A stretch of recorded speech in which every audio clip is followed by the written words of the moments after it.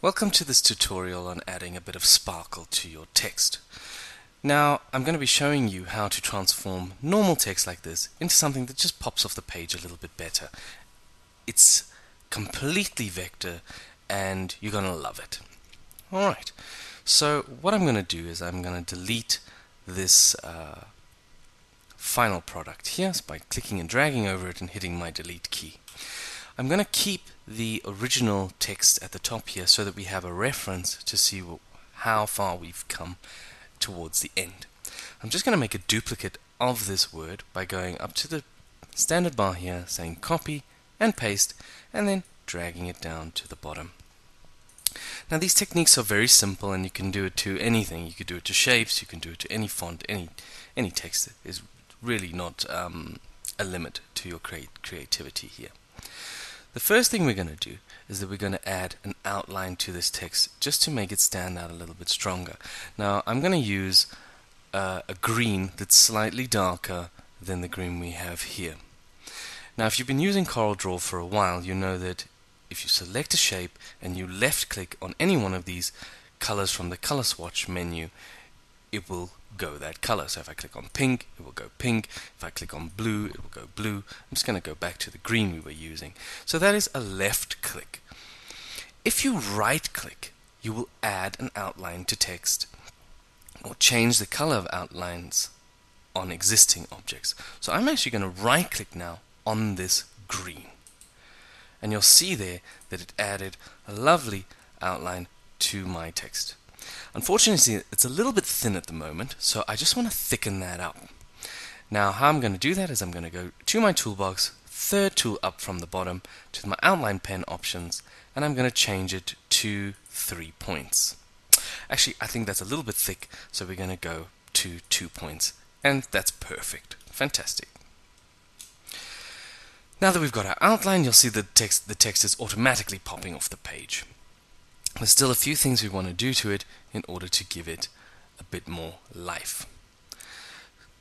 The next thing we're going to do to it is that we're going to add a 3D bevel effect. Okay? It's very simple to do this. We select our text, we go up to Effects, Bevel, and we get this dialog that comes up. Now I'm going to choose from the style menu here soft edge, and I'm going to choose an altitude of 75, and I'm going to apply it. And you'll see it's given us this nice 3D effect that is occurring there. I think it's a little bit harsh, so I'm just going to alter this distance to 1, and then I'm going to apply it again. There we go, much better. So you'll have to change these settings depending on the shape of your object or the look you're going for, but it's that easy just to give it that 3D pop. Alright, at this moment, I'm just going to right click on it and say break bevel apart. What that's going to do is that it's just going to separate the bevel from the original object, and it gives me almost more of a 3D effect because you'll see that the outline now doesn't go all the way around my object, it just goes from one side to from the bottom right. Now what I have to do is I have to add a little bit of a glow in the background. Now to add glows we use a drop shadow tool. The drop shadow tool is found 5th from the bottom in the set of tools. So I'm just going to click and hold down there in the set of interactive fill tools, and there you'll see we have drop shadow. I'm going to click on the text and just drag until I start seeing this strange preview thing happening. And I'm going to drag this black box to the white box and let go. And you'll see that, pow, all of a sudden I have that drop shadow in the background.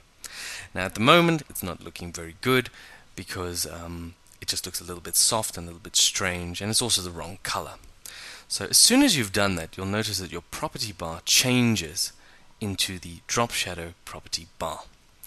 So I'm actually going to change the feathering here to 25 and just hit enter on my keyboard to apply that, and you'll see it diffuses that glow that we have. And I'm also going to change the glow to the same green we used as a fill, and you'll see that it just gives that lovely green glow look to our text.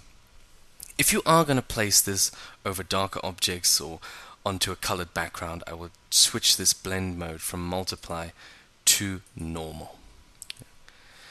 Alright, so we're almost there, almost done. We're just going to add our little sparkly elements now. In order to add these little bits of glint, I'm going to use the Polygon tool. Polygon tool is around about the middle of your toolbox. I'm just going to click on it, and I'm going to hold down the Control key so that I get a nice evenly shaped polygon. So I'm going to hold down Control, click and drag to get my polygon.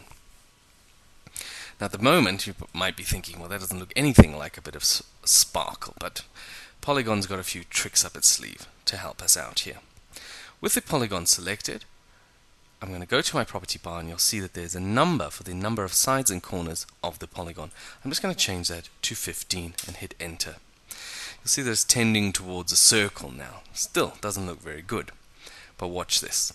I'm going to grab my shape tool on my toolbar, and I'm going to grab the middle node between each corner. I'm going to hold down Control, and I'm going to pull it towards the center of my shape. And there you have it.